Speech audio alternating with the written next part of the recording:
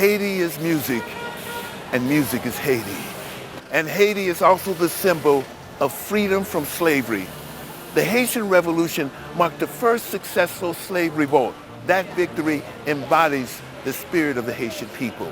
On January 12, 2010, an earthquake devastated parts of the land we call Ayiti. The musical composition by Haitian composer Jean-Pierre is the first ever in history to be recorded by the Dominican Republic Symphonic Orchestra. This artistic union reflects a new harmony and hope for people of these two countries. And again, throughout history, it is art and the work of imagination that makes new beginnings possible. They open eyes and hearts and join hands.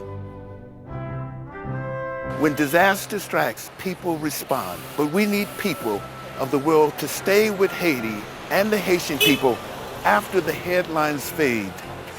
We are Haiti, Haiti. This is what Haiti Get Back Up means. Haiti, Leve, Kanpe.